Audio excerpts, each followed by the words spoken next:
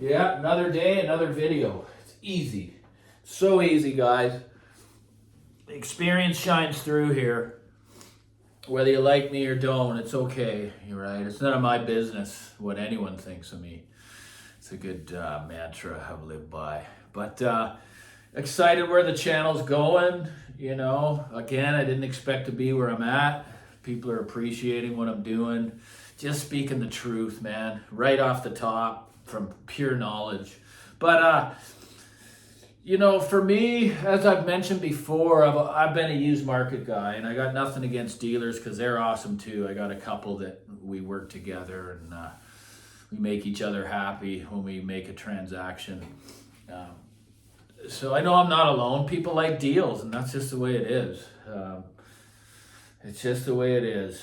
That's why the used market can be a painful place, especially when you're trying to sell. But, I've always, like I've said, I've played in between now at where I'm at, the level I'm at, which I'm not changing anything, but leading up to this, I got up to a place that was kind of in between 1,500 and then a max of $5,000 on the used market, okay? Now, that is a hell of a place if you can afford it to be able to play, because you can get some incredible components, especially at the $5,000 mark, man. Especially when they're not all that popular, but they're really, really good. Again, that can get complicated when you want to move it along, if that's where you're stuck at, right? I'm trying to get people to get past that place, right? I always knew that when I started this channel, I'd have a reference system because it took a long time to get there, but I'm there and I'm content. Is it perfect? No. But what I have found is when I've spent a lot of money on a component, I'm harder on it. That damn word of analyzing, it starts to creep in, man. And it is just not a pleasant place to be, where you're picking it apart. You can't just let it be and just let it do what it's supposed to do but that's what happens. Most of us are perfectionists as audiophiles. And, if we spend a lot of money, we have very, very high expectations. At least I do. So, that the Grahams I owned, they were a superb speaker, but those are $11,500 with the stands. And of course, I had two systems built that were doing different things, right? One was completely a digital system, the other was an analog. Now, the Grahams were probably the greatest speakers I've ever owned, but it just wasn't my kind of listening, meaning that everything is coming through the recording. They were like scalpels. They did surgery on the music, right?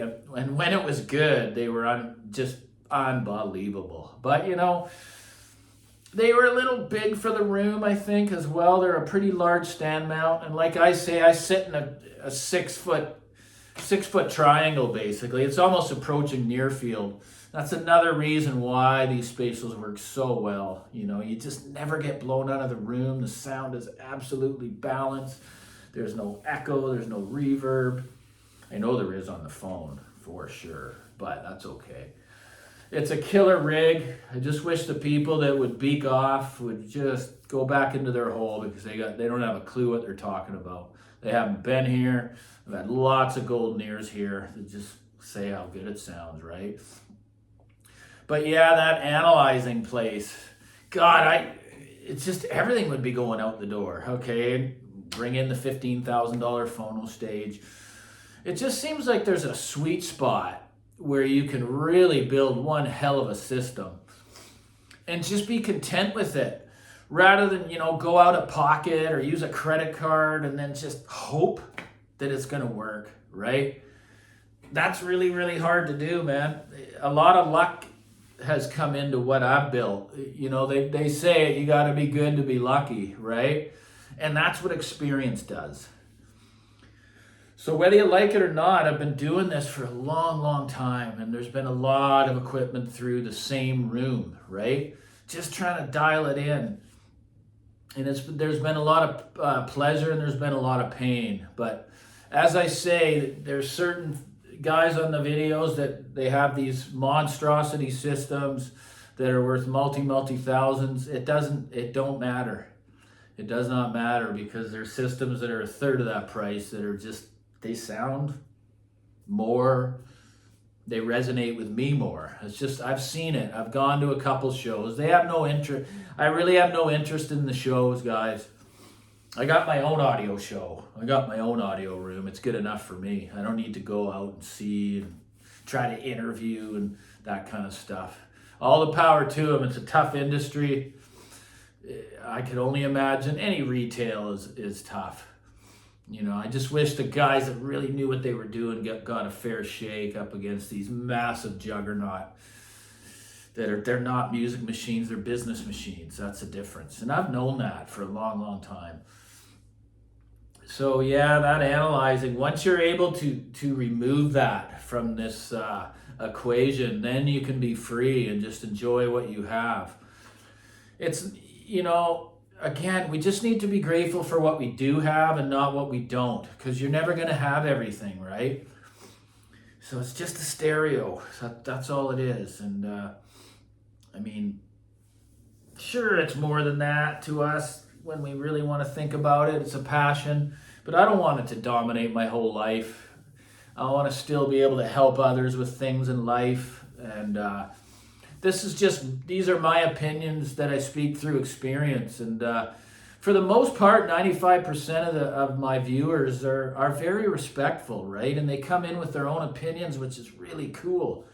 But the ones that say this hocus pocus bullshit, just stay away, please, right?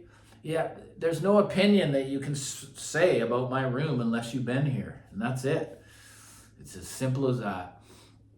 Yeah, people are, you know, I'm about to drop a fairly controversial video, and that's not to attack anybody at all. It's just, why don't we all get along, you know? Why can't we just get along and stay on our own fence? It's a bit of being a hypocrite, but I'm just going to say it. And it is what it is, man. Experience shines through. You shouldn't really have to dig too deep to know who has real experience. Like I say, my hats go off to Mikey. You know, he's a crazy guy. He's nuts. He probably thinks I'm nuts too, but look at that undertaking. I mean, with that room, such a narrow room, and I bet it just sounded great. That's a lot of effort. It is a lot of effort. I know he's a salesman. That's cool. You got to do something to move product, but he's a believer in what he sells. And I almost guarantee I would like the signature that he enjoys, because I've been through many, many taste changes along the way. And it's not about that ultra definition. It's so not. I just want it to sound real, and that ain't real. Crystal clarity and just overabundant bass and all that stuff. Just a nice balanced, kind of real organic presentation where I can just sit there and just let it envelop me, right? Where I'm not analyzing stuff. I don't need to hear all that. I want the elbows and the knees in the music. I do want some life on top. I can't be overly smooth, like a dull sound. But I don't listen to music for hours either at the end of the day. But guys, the money on the system doesn't matter. It's the thought and an experience that goes into it. No matter what, it's going to take a long, long time. And my goal is for you to arrive, and I pray that you can, because it's very freeing. So with that, there's another one. Take care. Oh, forgot it. I've been doing videos like, that's 250 videos, and I've asked this 3 times, but I got to do it. Please like and subscribe and hit the notification bell, because I got tons of stuff coming out of my heart and mind every day.